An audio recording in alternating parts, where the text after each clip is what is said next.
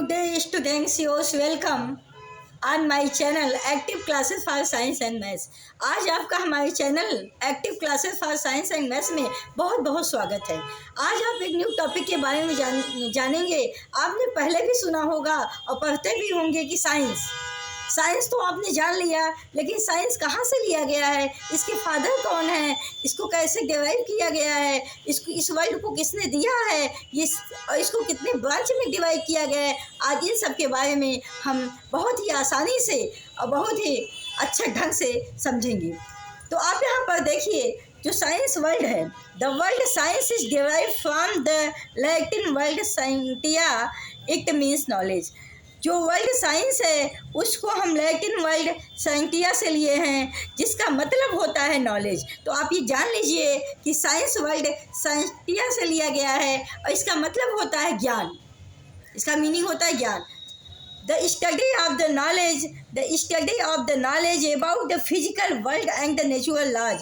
जब आप फिजिकल संसार और प्राकृतिक रूल्स में, प्राकृतिक लॉज में जब आप कंपैरिजन करते हैं या आप कोई रिलेशन स्थापित करते हैं, तब आपको यह समझ में आता है कि इसमें क्या नॉलेज जो आपको प्राप्त होता है वही आपका साइंस है।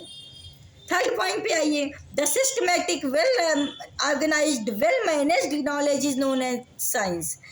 किसी भी चीज़ का सिस्टमैटिक नॉलेज मतलब किस तरह से आप किसी चीज़ को सिस्टम में रखते हैं, वेल ऑर्गेनाइज क्रमबद्ध, वेल मैनेज, और किसी को चीज़ को कैसे आप मैनेज करके रखते हैं जिससे आप उसको इजीली ले लें। जैसे आप बुक्स मान लीजिए, हम एग्जाम्पल लिख लेते हैं एज एग्जाम्पल बुक्स। अगर आप फिजिक्स केमिस्ट्री और मैथ्स की बुक को अलग अलग नहीं रखेंगे तो आप कहीं फिजिक्स में मैथ खोजेंगे बुक और कहीं केमिस्ट्री में फिजिक्स का खोजेंगे, कहीं केमिस्ट्री में मैथ्स का खोजेंगे। जब आप इसको डिवाइड कर लेते हैं अलग अलग पार्ट में, तब आपको ये पता चल जाता है फिजिक्स की बुक कौन सी है, केमिस्ट्री की कौन सी है, मैथ्स की कौन सी है। तो इसको आप अलग अलग रखते हैं ना सिस्टम में और मैनेज करके रखते हैं, तब आपको इजीली मिल जाता है। तो ये नॉलेज भी आपका जो है वो भी साइंस के अंतर्गत आता है कि किसी भी चीज़, ये हम बात बुक्स की ही नहीं कर रहे हैं, किसी भी चीज़ की systematic well organised well managed knowledge is known as science, इसको साइंस कहा जाता है। नेक्स्ट पॉइंट 4 पॉइंट आइए, the world science is given by the William Whewell. ये जो वर्ल्ड साइंस हम लोग सुनते हैं और पढ़ते हैं साइंस, तो ये वर्ल्ड जो दिया गया है ये विलियम वेल के द्वारा दिया गया है।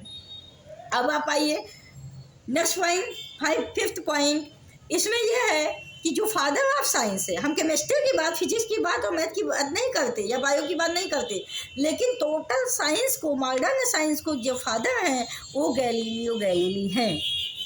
The father of science is known as Galileo Galilei, और ये मॉडर्न साइंस के फादर हैं। Branches of science is divided. अब हम मानेंगे, अब इसके बाद आता है कि साइंस कैसे पढ़ा जाए। साइंस तो सब पूरी बहुत सारी चीज़ें साइंस में, बहुत सारे वर्ल्ड हैं, नेचुरल लॉज हैं, उसकी कोई रिलेशन, उसको अलग अलग कैसे करके पढ़ा जाए ताकि हम उसको एक चीज़ को अलग अध्ययन करें, एक चीज़ को अलग, तो पता भी चले कि हम किस में किस चीज़ का अध्ययन करते हैं। तो branches of the science is divided into the 3 parts. 3 part में साइंस की ब्रांच को, शाखाओं को डिवाइड किया गया। पहला केमिस्ट्री। केमिस्ट्री में आप क्या पढ़ते हैं, प्रकाश पढ़ते हैं, ऊर्जा पढ़ते हैं और टेम्परेचर पढ़ते हैं। केमिस्ट्री में रिएक्शंस पढ़ते हैं, एलिमेंट्स पढ़ते हैं, एटम पढ़ते हैं।